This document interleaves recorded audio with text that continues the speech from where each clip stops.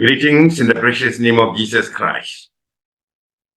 ಯೇಸು ಕ್ರಿಸ್ತನ ಅತಿ ಅಮೂಲ್ಯವಾದ ನಾಮದಲ್ಲಿ ನಿಮ್ಮೆಲ್ಲರನ್ನು ನಾನು ಸ್ವಾಗತಿಸುತ್ತೇನೆ. Welcome to this Kannada Sunday service of Events and Ministries. Ebenezer minister ಈ ಭಾನುವಾರ ಆರಾಧನಾ ಕೂಟಕ್ಕೆ ನಿಮ್ಮೆಲ್ಲರನ್ನು ನಾನು ಸ್ವಾಗತಿಸುತ್ತೇನೆ. For today's meditation, let us turn to Ephesians chapter 3 verse 20. ಈ ದಿನ ನಾವು ದೇವರ ವಾಕ್ಯ ಧ್ಯಾನ ಮಾಡೋದಕ್ಕೆ ಹೋಗೋಣ. ಎಫೆಸಿಯ 3:20 ವಚನ ನೋಡಿಕೊಳ್ಳೋಣ. Now unto him who is able to do exceeding abundantly above all that we ask or think, according to the power that works in us. ನಮ್ಮಲ್ಲಿ ಕಾರ್ಯ ಸಾಧಿಸುವ ತನ್ನ ಶಕ್ತಿಯ ಪ್ರಕಾರ ನಾವು ಬೇಡುವುದಕ್ಕಿಂತಲೂ ಯೋಚಿಸುವುದಕ್ಕಿಂತಲೂ ಅತ್ಯಧಿಕವಾದುದನ್ನು ಮಾಡಲು ಶಕ್ತನಾದ ದೇವರಿಗೆ ಸಭೆಯಲ್ಲೂ ಕ್ರಿಸ್ತ ಯೇಸುವಿನಲ್ಲೂ ತಲಾಂತರಕ್ಕೂ ಯುಗ ಯುಗಾಂತರಕ್ಕೂ ಸ್ತೋತ್ರ. Amen. Now glory to God, who by his mighty power at work within us is able to do far more than we would ever dare to ask. ನಾವು ಆತನನ್ನ ಕೇಳುವುದಕ್ಕೂ ಬೇಡುವುದಕ್ಕೂ ಅತಿ ಮಿಗಿಲಾಗಿ ಆತನು ಕಾರ್ಯ ಸಾಧಿಸುವಂತಹ ಶಕ್ತಿಯನ್ನು ನಮಗೆ ಅನುಗ್ರಹಿಸುವ ಆತನಾಗಿದ್ದಾನೆ. God is able to do super abundantly above all we can ask or think.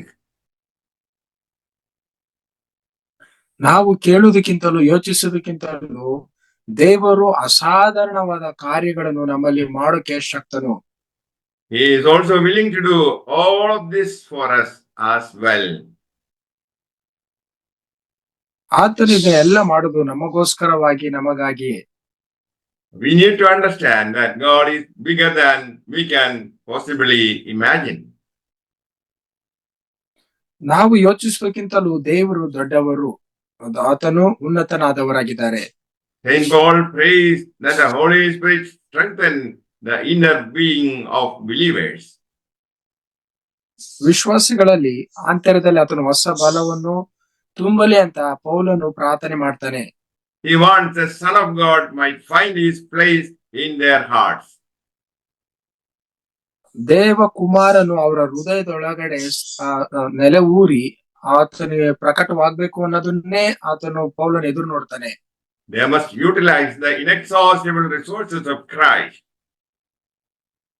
ಕ್ರಿಸ್ತನ ಒಂದು ಸರ್ವಶ್ರೇಷ್ಠತೆಯ ಆ ಒಂದು ಶಕ್ತಿ ನಮ್ಮೊಳಗಡೆ ಅಡಕವಾಗಿರುವುದನ್ನ ನಾವು ತಿಳಿಯಪಡಿಸೋಣ. Believer should know the need for power to be a follower of Jesus. ಯೇಸು ಕ್ರಿಸ್ತನ ಹಿಂಬಾಲಿಸುವವರು ಆತನ ಶಕ್ತಿಯಿಂದ ತುಂಬಿಸಲ್ಪಟ್ಟಿದ್ದಾರೆ ಅಂತ ಅನೇಕರು ಗ್ರಹಿಸುವಂತ ವಿಶ್ವಾಸಿಗಳು ತುಂಬಿಸಲ್ಪಡಬೇಕು. Paul is praying for strength in the inner man. ಆಂತರ್ಯದ ಮನುಷ್ಯನು ಹೊಸ ಬಲ ಹೊಂದುವುದಕ್ಕಾಗಿ ಪೌಲನು ಪ್ರಾರ್ಥಿಸಿದ. Believers should be strengthened with might and strength by the Holy Spirit.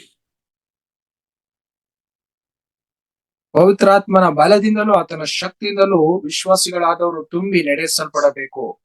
He prays that they would experience the fullness of Christ according to the riches of his glory. ದೇವರ ನಾಮದ ಮಹಿಮೆಗೆ ಅವರು ತುಂಬಿ ಆತನಿಗಾಗಿ ಪ್ರಕಾಶಿಸುವಂತರಾಗಬೇಕು ಅನ್ನೋದಕ್ಕಾಗಿ ಪ್ರಾರ್ಥಿಸಿದ. Fullness means lacking nothing in our relationship with God. ಪರಿಪೂರ್ಣತೆ ಅಂದ್ರೆ ಅದು ಯಾವ ವಿಷಯದಲ್ಲಿ ಕೊರತೆ ಇಲ್ಲ ಅಂತದ್ದು, ಆತನಿಗೆ ಸಂಪೂರ್ಣ ಅನ್ಯೋನ್ಯತೆಗೆ ಒಳಪಟ್ಟಂತದ್ದು. There is fullness of love only in Jesus Christ. ಸಂಪೂರ್ಣ ಪ್ರೀತಿ ಕ್ರಿಸ್ತ ಯೇಸುವಿನ ಮೂಲಕ ಹೊಂದುವುದಕ್ಕೆ ಸಾಧ್ಯ. If you have fullness of Christ, the old man is gone. ನಮಗೆ ಪರಿಪೂರ್ಣ ಕ್ರಿಸ್ತನು ಇರುವುದಾದ್ರೆ ಹಳೆಯ ಮನುಷ್ಯನು ನಮ್ಮ ಜೀವಿತದಲ್ಲಿ ಇರುವುದಿಲ್ಲ. The inner man is the renewed spirit of man. ಆಂತರ್ಯ ಮನುಷ್ಯನು ಆತನು ನೂತನಗೊಂಡಂತಹ ಮನುಷ್ಯನಾಗಿದ್ದಾನೆ. By faith, Christ lives in heart of the believers.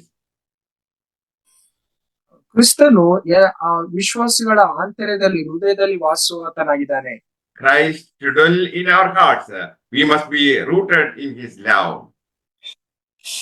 ವಿಶ್ವಾಸಿಗಳಾದ ನಾವುಗಳು ಕ್ರಿಸ್ತ ಯೇಸುವಿನಲ್ಲಿ ನಾವು ನೆಲೆ ಊರಿದಂತವರಾಗಬೇಕು. Christ is able to do more than we ask. ನಾವು ಕೇಳುವುದಕ್ಕಿಂತಲೂ ಕ್ರಿಸ್ತನು ಅಧಿಕವಾದದನ್ನ ಮಾಡುವ ಆತನಾಗಿದ್ದಾನೆ. All that Christ did there, crucifixion, resurrection, and ascension, caused glorification of God. ಯೇಸು ಕ್ರಿಸ್ತನು ಈ ಲೋಕಕ್ಕೆ ಬಂದಿದ್ದು, ಮತ್ತೆ ಆತನು ಶಿಲುಬೆ ಮೇಲೆ ಮರಣ ಹೊಂದಿದ್ದು, ಸಮಾಧಿಗೆ ಇಡಲ್ಪಟ್ಟಿದ್ದು, ಆತನು ಎದ್ದೇಳಲ್ಪಟ್ಟಿದ್ದು, ಇದೆಲ್ಲದೂ ಸಹ ದೇವರಿಗೆ ಮಹಿಮೆ ತರುವಂತದಾಗಿದೆ. God would strengthen the saints with his glory. ದೇವರು ತನ್ನ ದೇವ ಮಕ್ಕಳನ್ನು ಅದೇ ಮಹಿಮೆಯಲ್ಲಿ ಆತನನ್ನ ಇಡುವುದಕ್ಕೆ ಬಯಸ್ತಾರೆ. Glory returns to God by the strengthened saints.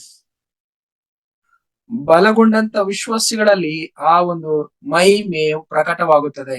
May the Lord bless you all with these words. Amen. ಈ ವಾಕ್ಯದ ಮೂಲಕ ಕರ್ತ ನಿಮ್ಮನ್ನು ಆಶೀರ್ವದಿಸಲಿ. ಆಮೆನ್.